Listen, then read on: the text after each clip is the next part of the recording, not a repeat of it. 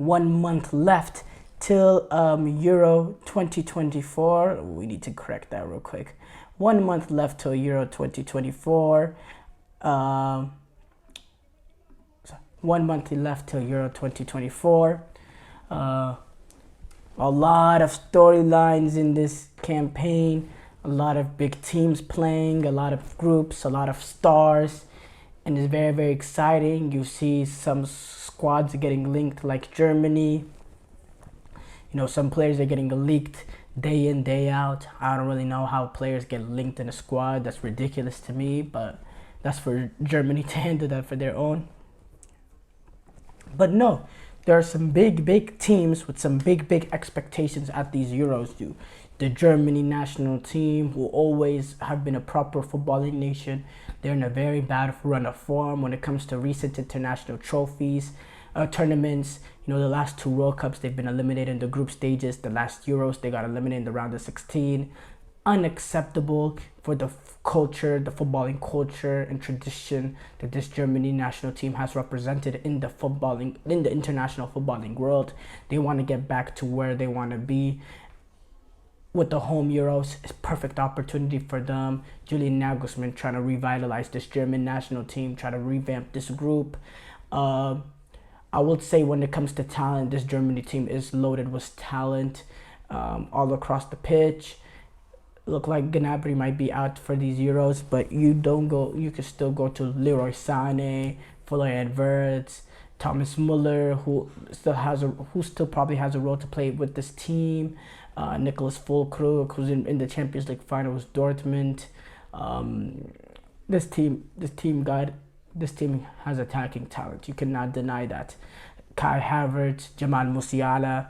Then you got a midfield with guys like Gundogan, Kimmich, Toni Kroos coming back into the fold. Defensively, Rudiger, Jonathan Tah, Schlotterbeck. And then goalkeeping wise, they have Ter Stegen and both Manuel Neuer. This is a strong national team that's really been struggling, even not just the World Cup, but after that last World Cup, friendly wise, with the last international window has probably been one of their best international windows in many years now, beating the likes of France and the Netherlands, and they did those both on the road while they played this game Euros at home. Actually, no, they played Netherlands in Germany, but still they beat 2 quality teams, and that's kind of brought the fans a little bit more confidence. They're thinking, oh, Nagelsmann, maybe he is turning it around, but the form has been poor before that. Losing to Austria, losing to Turkey, drawing to Mexico, losing to Japan, losing to Colombia. Just not good enough. Just not good enough. Losing to Poland, drawing to Ukraine, losing to Belgium. It's not good enough for the German national team. So, they're gonna ride on the fact that they've been pretty good recently into a way to kind of get the fans back, increase the confidence and the morale of this team, and we'll see what they're able to do. Look at other teams with the storylines when it comes to the Spanish national team. They've had a lot of bad press when it comes to what happened at the Women's World Cup regarding the Spanish Federation president at that time. Now he has since then resigned and is up for court charges and court trials for an occurrence that happened at the Spanish World Cup, an inappropriate occurrence that he is paying for. And I'm not going to get into that because that's a whole topic for another day, but there has been a lot of controversy and a lot of negative press around this federation. So I think the Spanish national team that's newly led by a Luis de la Fuente, who had a bad start to qualifiers, losing to Scotland at Hampden Park, has slowly eased his way into the job, has gotten the Spanish national team back to where it belonged, winning games. They didn't lose another game in their qualifiers, I believe. And they play good football. They have good, talented players. They play the Spain way, tiki-taka philosophy, not being afraid. This is a Luis de la Fuente that's worked with a lot of these guys, as he has been a youth manager in the Spanish systems, actually led the Spanish national team at the Olympics. in 2021. So he is familiar with these players. He's had a decent. He didn't just have the last 2 years with the players, but he's also seen these players who went up the youth ranks. So he's familiar with them. And the players are familiar with him. They play good football under him. So they want to kind of, bring the attention back to just the football rather than the controversy regarding the Spanish Federation. You got a Italian team that's on a completely reboot, bringing in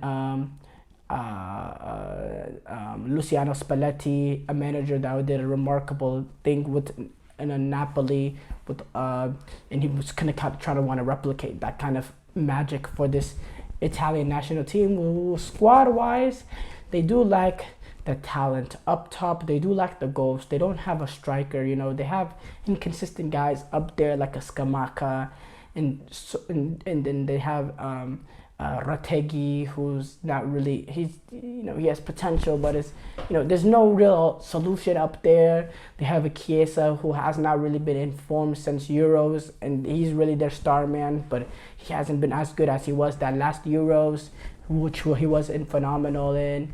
Midfield, they have Barella, a quality player. They could have the likes of Tonali, but he is suspended because of betting. That's a huge loss for them. Defensively, they're still pretty solid, but Italian national team, they've always been solid defensively. And then goalkeeper, obviously, they have a strong goalkeeper with Donnarumma, and they also have Vicario if they want to go into that direction. I wouldn't go there just yet, but they have options. So I just think the talent here is not good enough, but I think the addition of Luciano Spalletti could help. Maybe they can get goals by playing a counter-pressing, high system, good football. I really love the hire of Luciano Spalletti, and I'm interested to see what this Italian too, despite the lack of talent. You got the England men's national team.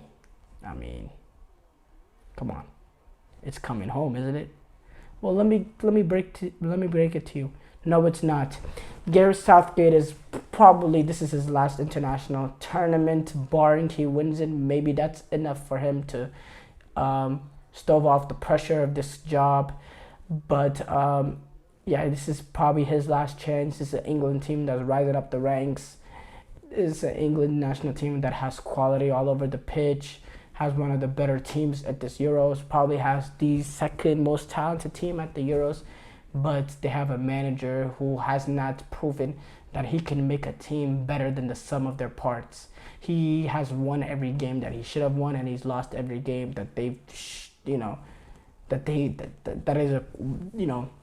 lose. And at the end of the day, a top manager is able to make his team better than what they are, and he's not a top manager. He's someone that can just eases the ship and says all the right things, and he ain't some tactical mastermind that's gonna outcoach another team. He's not gonna lose you the game, but he's not gonna win you the game. And when you want to win these kind of international trophies, you want a manager that can outclass other managers. There's never been a manager that's won the Euros or World Cup that hasn't been an elite manager, that hasn't been a flat-out elite manager. Lionel Scaloni, elite manager. Didier Deschamps, elite manager. Roberto Mancini, he is elite manager. You don't have that here with when it comes to Gareth Southgate. And then also there is a case of the players just being overrated by the English media, who love to overrate their own. I think that's also something that should be understood. But I'm interested. We're all interested to see who takes them out in this Euros. And then you got a France national team that's just the best. They've always been the best. But they're coming in, they've come in and they've played, on sort of relatively questionable form. They lost to Germany. They really struggled against Chile. Qualifiers-wise, they were comfortable. They were easily the best player. But the team, they were undefeated in qualifiers.